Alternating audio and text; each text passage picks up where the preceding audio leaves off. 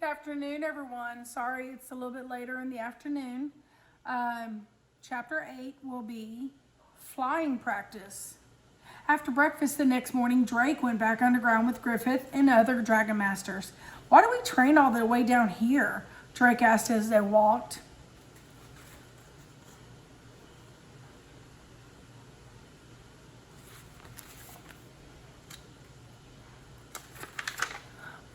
Don't you know, Rory said. We're a secret.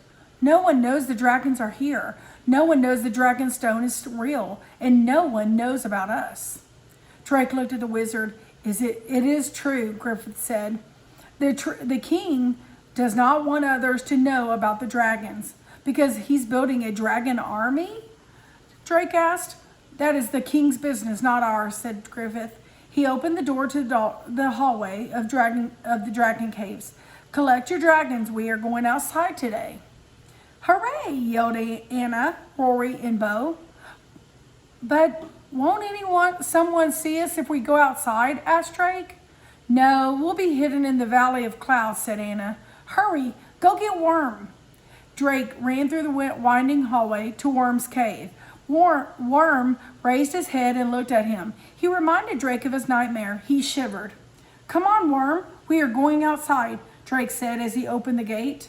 Worm crawled out of his cave. Griffith led them all the way down a dark tunnel. This is the three of them. They're very excited.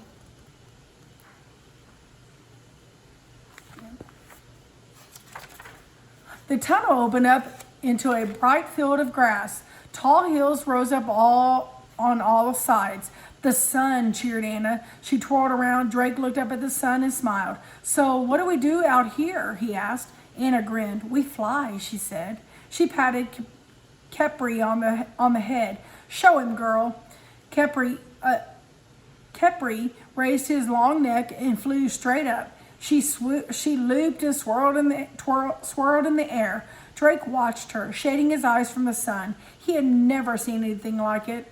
Wait till you see Vulcan fly, Rory said. Vulcan? Circle. Vulcan flapped his big red wings. He flew up into the sky and circled the field. Wow, Drake said. He looked over at Bo. Your dragon doesn't have wings, but can she fly too? He asked.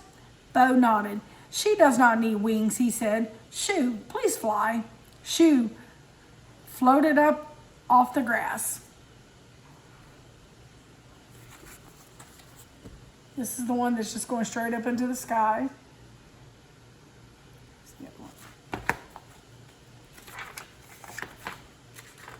It's like she's swimming through the air, Drake said. Yes, said Bo.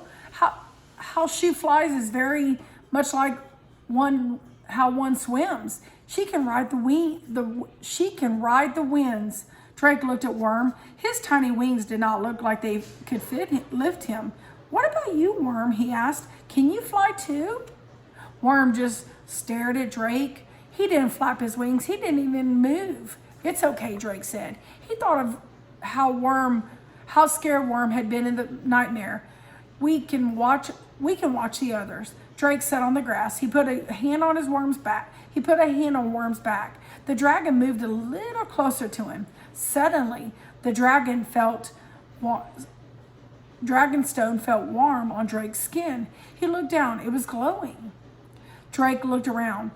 Griffith was standing over with the other Dragon Masters. None of their stones were glowing. Why is my stone glowing? He wondered. Am I doing something wrong? There's Drake and Worm. There's the other one. And if you notice, his stone is glowing that he's wearing. Drake quickly tucked his dragon stone inside his shirt. Then he went back to watching the other dragons fly across the sky. Chapter 9, Whispers. And this is the last page of that book, or that chapter. Chapter 9, Whispers. And that is how to shine a dragon's scales, Griffith was saying later that week. Remember one scale at a time. No shortcuts. Rory sighed. When can we go outside? When can we go out again? Drake was glad Rory had asked. They had been stuck in the training room for 3 days. Drake liked learning about dragons, but he was used to being outside all day, every day on his farm back home.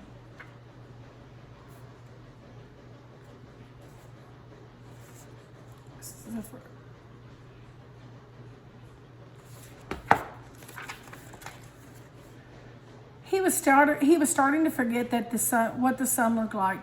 The wizard patted a tall pile of books on his desk. There is much you need to learn first. We will go out soon.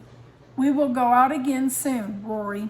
Then a soldier came in. He handed something to Griffith.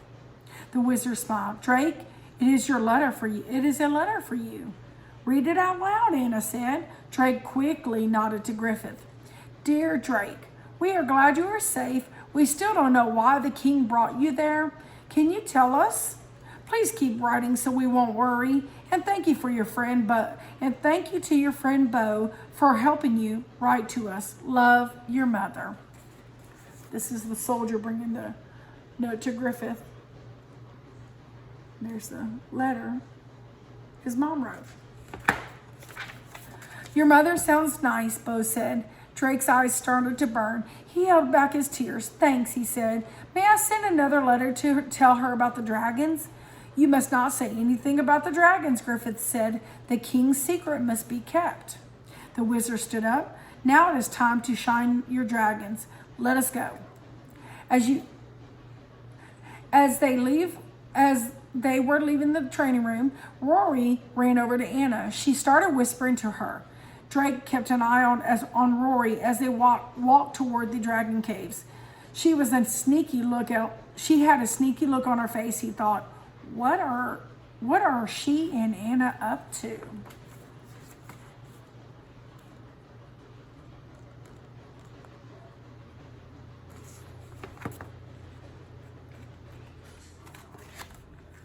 Chapter 10, Worm's Story. Drake stepped inside Worm's dark cave. Worm opened one eye. I need to shine your scales, Drake said. He was carrying a brush, a basket, and towels. Drake looked at Worm's brown scales. They're not shiny, he said, but I'll clean them anyway. Drake was still getting used to being around Worm. The dragon's head was as big as Drake. Worm could swallow Drake in one gulp if he wanted to, but something about Worm made Drake feel peaceful. Drake gently brushed one of Worm's scales. The big dragon made a sound low in his throat. Worm smiled and closed his eyes. Worm seems a little bit like he's a little lazy, I guess, but we'll find out what happened, why he's like that. Because this is Worm's story. You like that? Drake asked. Worm made another purring sound. Good. He cleaned Worm's scales one at a time. I kind of miss the onion field back home, Drake said to his dragon. It was hard work, but I love being outside. Drake started to clean Worm's head. And I really miss my family, Drake said. He scratched behind Worm's ears like he did with his cat back home. Then he felt his hand start tingling. He tried to take his hand off Worm, but he couldn't. It was stuck. Drake's eyes opened. He looked at Worm. The dragon was staring hard at him.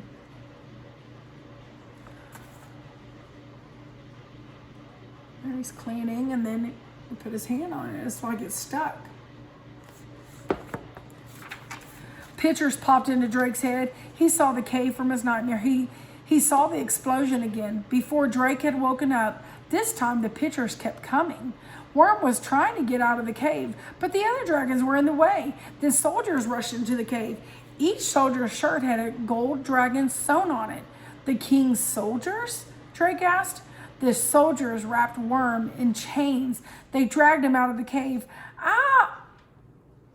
Ow! Drake could hear Worm's cry. Then his hands stopped tingling. The pictures left his head. Those were all from the dream.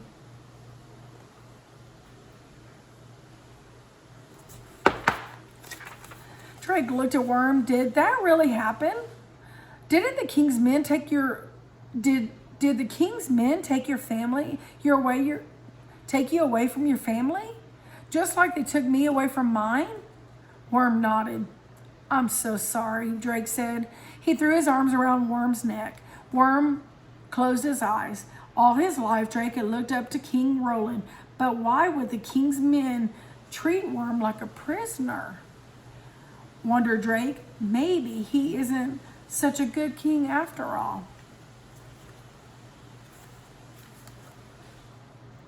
So it sounds like the king took the dragon from his family.